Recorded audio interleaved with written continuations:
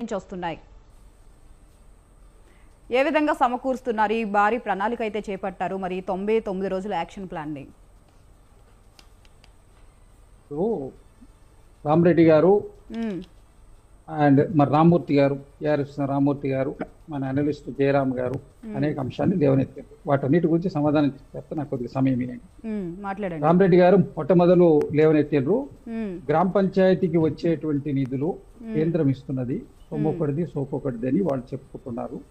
మరి గ్రామ పంచాయతీకి వచ్చే నిధులు డైరెక్ట్ కేంద్రం నుంచి, కేంద్రము ఏదైనా ప్రత్యేకమైన వనరుల ద్వారా సమకూర్చుకుంటున్న నిధుల నుంచి వస్తుందా, లేక ప్రజలు కట్టే పన్నుల నుంచి వస్తుందా ఆ నిధులు? మన రాష్ట్రం నుంచి పోయే రెవెన్యూను మన గ్రామాలకు పంపిస్తుండ్రా? మరి ఏ శాతం కడుతున్నాం, ఏ శాతం వస్తుంది? వేరే రాష్ట్రాలకు ఇవ్వద్దని నేను అనటం లేదు, దాని విమర్శ వారు అన్నారు కాబట్టి నేను సమాధానం చెప్తున్నా. ఇక్కడ నుంచి పోయేటువంటి కేంద్రానికి పోయే ట్యాక్స్ రూపంలో పోయేటువంటి నిధులను గ్రామ పంచాయతీలకు డైరెక్ట్ ఇవ్వాలన్నటువంటి ప్రతిపాదన పెట్టి దాన్ని అమలు పరిచింది స్వర్గీయ రాజీవ్ గాంధీ గారు. దీనికి కంపల్సరీ ప్రతి గ్రామానికి, ఏ గ్రామానికైనా కూడా డైరెక్ట్ నిధులు ఇవ్వాలి. స్టేట్ గవర్నమెంట్ ఇవ్వడం ద్వారా నిధులు సరిగ్గా వెళ్ళటం లేదని దాన్ని మన రాజీవ్ గాంధీ గారు అమలు చేసినారు. రాజీవ్ గాంధీ గారు వారు ఇంత ముందు కూడా వారు సమాన వాటా ఇవ్వాలి. రామరెడ్డి గారు పెద్దలు మీరు మాట్లాడిన సేపు నేను రాలేదు, కొద్దిగా సమయం ఇవ్వండి. అయితే నేను అనేది ఏంటంటే, సరే వారు చెప్పిండ్రు, వారు చెప్పిన దాంట్లో వారు కూడా ఒప్పుకున్నారు. 75% నిధులు వెళ్ళట్లేదు, 15% వెళ్తున్నాయి. అంటే కేంద్ర ప్రభుత్వం ఈ పాలసీ పెట్టింది ఎవరు? రాజీవ్ గాంధీ గారు. మరి ఇప్పుడు మీరు రాజీవ్ గాంధీ గారి పేరు చెప్తున్నారా? రాజీవ్ గాంధీ గారు పెట్టినటువంటి దాని ప్రకారం మేము కేంద్రం నుంచి నిధులు ఇస్తున్నామని చెప్తున్నారా? మోడీ ప్రభుత్వం ఇస్తుందని చెప్తున్నారు.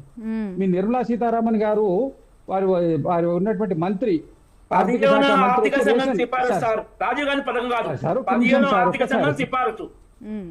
ఏనో ఆర్థిక సంఘం సిఫారసు అప్పుడున్నటువంటి అధినేత రాజా ఆయన కాబట్టి ఆయన పేరు చెప్పింది.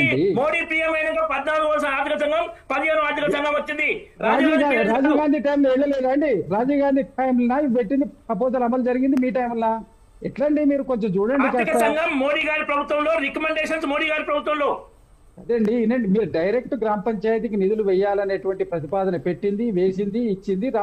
దీని మన పంచాయతీరాజ్ అభియాన్ పెట్టి రాజీవ్ గాంధీ గారే ఇచ్చిండ్రు. మీరు కొంచెం ఒక్క నిమిషం సార్, మాకు టైం ఇవ్వండి. మీరు చెప్పిన సేపు విన్నాం కదా, మా చెప్పేది కూడా వినండి. రామరెడ్డి గారు మీరు ఒక 5 నిమిషాలు ఆగండి. శ్రీనివాస్ గారు మాట్లాడండి. ఒకటి ఏంటంటే, ఇక్కడ పంచాయతీరాజ్ అభియాన్ పెట్టి దాని మీద సుదీర్ఘమైనటువంటి చర్చలు జరిపి గ్రామ పంచాయతీకి నిధులు డైరెక్ట్ ఇవ్వడం అనేది ఇంత నిధులు అని పెట్టి ఇవ్వడం చేసిండ్రు. కొంతకాలం త్రూ స్టేట్ గవర్నమెంట్ ఇచ్చిండ్రు, తర్వాత డైరెక్ట్ ఇచ్చిండ్రు. మోడీ గారి గవర్నమెంట్ వచ్చిన తర్వాత కూడా వారు కొంత డైరెక్ట్ ఇచ్చిండ్రు. ఇప్పుడు స్టేట్ గవర్నమెంట్కి ఎందుకు ఇచ్చిండ్రు అంటే, కొన్ని సంవత్సరాలు 2 సంవత్సరాలుగా పెండింగ్ ఉన్న నిధులు కాబట్టి డైరెక్ట్ అక్కడ వేయడం వల్ల ఏమైనా మిస్యూజ్ అవుతుంది, త్రూ స్టేట్ గవర్నమెంట్ మానిటర్ చేసి ఇస్తామని చెప్పి మాట్లాడి వీళ్ళు ముఖ్యమంత్రి గారి యొక్క దాని మీద వాళ్ళు కూడా కండిషన్ పెట్టించిందని క్లియర్గా చెప్తున్నారు కదా, అయిపోయింది. అయితే ఇప్పుడు ఈ ప్రతిపాదన చేసింది ఎవరు, జరుగుతుంది ఎవరు? ఈ ఉన్న నిధులను స్టేట్ గవర్నమెంట్ కూడా కొంత మ్యాచింగ్ గ్రాంట్స్ ఇచ్చి ఎక్కడెక్కడ ఇప్పుడు గ్రేటర్ పరిధిలో ఉన్నటువంటి విలేజెస్ ఉన్నాయి, వాటికి ప్రత్యేకమైన నిధులు వస్తాయి. కొన్ని విలేజెస్ సపరేట్ ఉంటాయి, వాటికి మన స్టేట్ గవర్నమెంట్ రిజిస్ట్రేషన్ నుంచి పోయేటువంటి రెవెన్యూ, మిగిలిన రెవెన్యూస్ ఉంటాయి స్టేట్ గవర్నమెంట్ నుంచి వచ్చేటివి. అవన్నీ కలిపి ఒక ప్రణాళికాబద్ధంగా ఆ గ్రామాలకు కావాల్సిన అవసరాలను దాన్ని చర్చించి దాన్ని ఒక ప్రణాళికాబద్ధంగా చేసి ఏం అవసరాలు, ఎక్కడ ఏ ప్రయారిటీస్ అని చేసుకోవడం కోసం ఏర్పరచుకునే కార్యక్రమం ఇది. విమర్శించాల్సినటువంటి కార్యక్రమం కాదు. బీఆర్ఎస్ మిత్రులు రామ్మూర్తి గారు మాట్లాడుతూ వారేమన్నారంటే, ఇది కేవలం వీళ్ళు ఏదో సైడ్ డైవర్షన్స్ కోసం చేస్తున్నటువంటిది, ఇదేది చేయలేదు. మరి మీ ప్రభుత్వం ఉన్నప్పుడు కూడా హరితహారం అని, ఇంకో హారం అని, రైతారం అనేక కార్యక్రమాలు చేసిండ్రు కదా. అన్ని కార్యక్రమాలు ఏ ప్రభుత్వం ఉన్నా వాళ్ళు పెట్టినటువంటి పథకాలను ప్రచారం చేసుకోవడానికి కొన్ని కార్యక్రమాలు చేస్తుంది. ఇక్కడ మేము ఏ పథకం ప్రచారం చేయడానికి పెట్టలేదు. ప్రజల యొక్క అవసరాలు, వాళ్ళలో ఉన్నటువంటి బిలో పవర్టీ లెవెల్లో ఉన్నటువంటి వాళ్ళని రేషన్ కార్డులు గుర్తించడము, దాంట్లో నుంచి లబ్ధిదారులను తీయడము, తీసిన దాంట్లో ప్రణాళికాబద్ధంగా ఏ విధంగా ఇవ్వడానికి చేయడం కోసం ప్రభుత్వం చేస్తున్న ఒక ఎక్సర్సైజ్ ఇది. దీంట్లో ఇక్కడేం పెద్ద ప్రచారము లేదు, డైవర్షన్ లేదు. ఇక్కడ తర్వాత జిహెచ్ఎంసీ ఎన్నికల్లో కానివ్వండి, ఇంకో ఎన్నికల్లో ఏ ఎన్నికలు జరిగినా ఇవన్నీ జరగాల్సిందే కదా, లబ్ధిదారుని గుర్తించాలి, చెయ్యాలి. ఇప్పుడు మిషన్ భగీరథ లేకముందు ఇంటికి నల్లా లేదా? ఇంటింటికి ప్రతి గ్రామాల్లో ట్యాంక్స్ లేవా? ట్యాంక్స్ నుంచి వాటికే రంగులేసి మిషన్ భగీరథ పేర్లు పెట్టుకొని బిల్లులు తీసుకుని అనేకం ఉన్నాయి.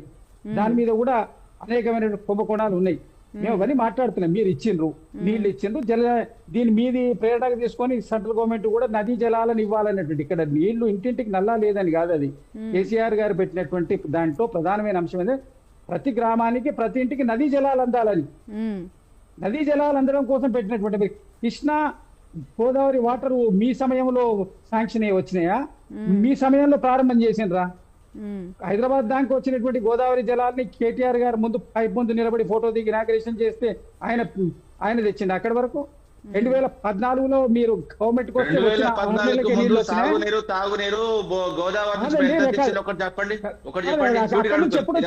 మీరు ఎప్పుడు ప్రారంభించారు?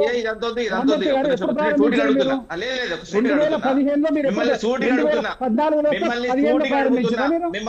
మీరు చెప్పడం కాగా అసలు ఊళ్ళో లేదని చెప్పేసండి. అబద్ధం అండి. రామూర్తి గారు కాస్త వినండి. మీరు మాట్లాడినప్పుడు విన్నా కదా సార్, మీరు మాట్లాడినప్పుడు విన్నా. మీ టైం వచ్చినప్పుడు మీరు చెప్పండి. మీరు క్రాస్ కాకొద్దండి. రామూర్తి గారు మాట్లాడినసేపు నేను విన్నా. మీరు చెప్పండి, సమాధానం చెప్తున్నా అంతవరకే. మీ సమయం వచ్చినప్పుడు మీరు చెప్పుకోండి. క్రాస్ టాక్ చేయడం వల్ల ఎవరికి మన యొక్క ఎవరి అభిప్రాయాలు కూడా ప్రజలకు అర్థం కావు, దానివల్ల ప్రయోజనం లేదు. మీరు ఏదైతే 2014లో మీరు ప్రభుత్వం వచ్చిందో 15 సంవత్సరంలో మీరు ఎట్లా ప్రారంభించగలిగినారు? సంవత్సర కాలంలో అయిందా? అంతకుముందు కేసీఆర్ గారు చంద్రబాబు ఉన్నప్పుడు డిమాండ్ చేసి కృష్ణా వాటర్ కావాలన్నప్పుడు చంద్రబాబు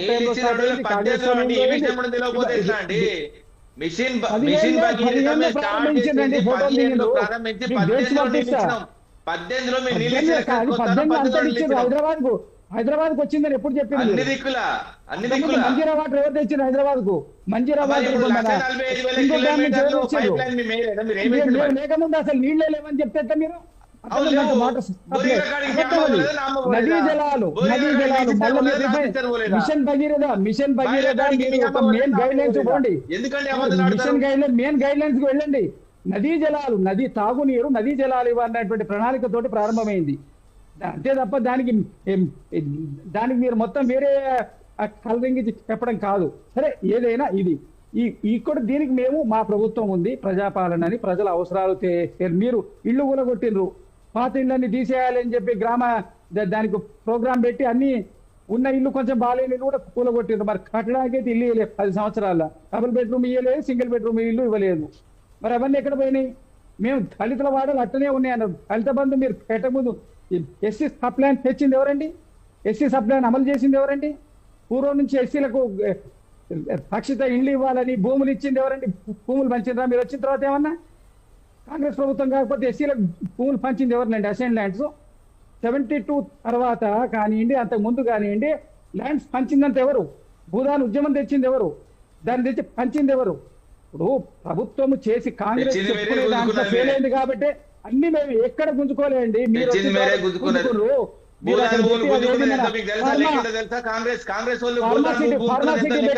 ఎకరాలు మీరు తీసుకుంది మీరు ఖమ్మం సంబంధించి 60 ఎకరాలు 30 ఎకరాలు 2014 ముందు మాయమైన విషయం మీకు తెలుసా? తెలియదు. 2014 తర్వాత బాగా ముందు రాజేంద్ర రెడ్డి గారు చెప్తూనే ఉన్నారు కదా, చెప్తూనే ఉన్నారు.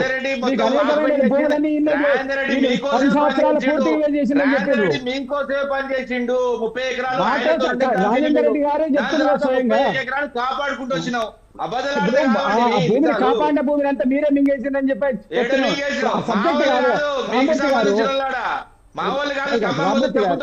రామూర్తి గారు ఆ సబ్జెక్ట్ మనం కాదు. మీరు మాట్లాడిన దాంట్లో నేను కేవలం మేమేమి చేయలేదంటే కాంగ్రెస్ ప్రభుత్వం తప్ప తర్వాత మీరు చేసింది ఏందో చెప్పండి.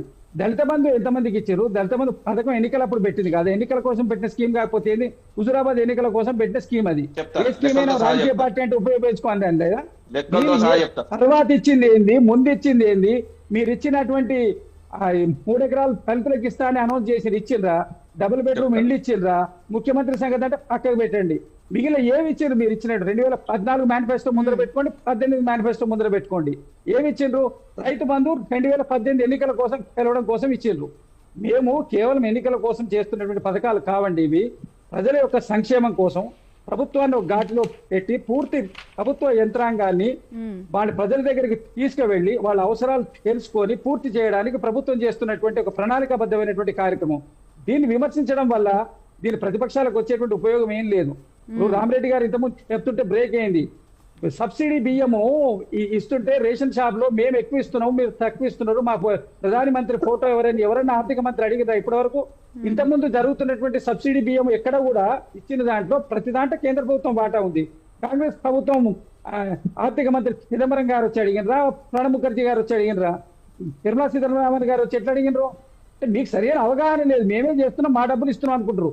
ఇవాళ ఇంకొక విషయం సూటిగా అడుగుతున్నా నేను బీజేపీ వాళ్ళని, కేంద్ర ప్రభుత్వాన్ని, మీకు $60 మన క్రూడ్ ఆయిల్ ధర ఉన్నప్పుడు, $110 క్రూడ్ ఆయిల్ ధర ఉన్నప్పుడు ఇక్కడ ₹60 ₹70 పెట్రోల్ డీజిల్ లీటర్ కమ్మినాం. ఇవాళ మీరు $30-40 ఉన్నప్పుడు కూడా మీరు ₹100 పెట్రోల్ అమ్మిండ్రు. రేపు వారం అవుతుంది, రేపు ఏదైనా కారణం చేత అక్కడ ధర పెరిగిందని పెంచొద్దు. మీరు ఇంతకాలం 10 సంవత్సరాల నుంచి మీరు ఇంత సెస్ వసూలు చేశారు కదా.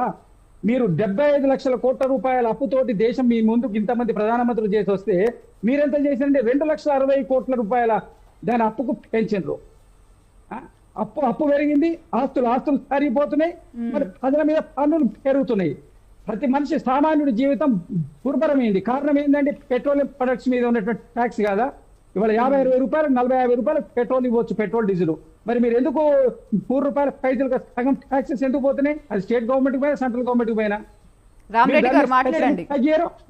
అయితే ఇప్పుడు ఒకటి నేను అదంటలేను, నా ఒక స్ట్రైట్ డిమాండ్, రేపు గల్ఫ్ వార్ జరుగుతుందని ఇరాన్ మన ఈ వారు పొంక చూపించి ధరలు పెంచొద్దు. మీరు ఇంతకాలం తీసుకున్నారు, మీరు స్ట్రెస్ ఇంతకాలం ఫండ్ వసూలు చేశారు.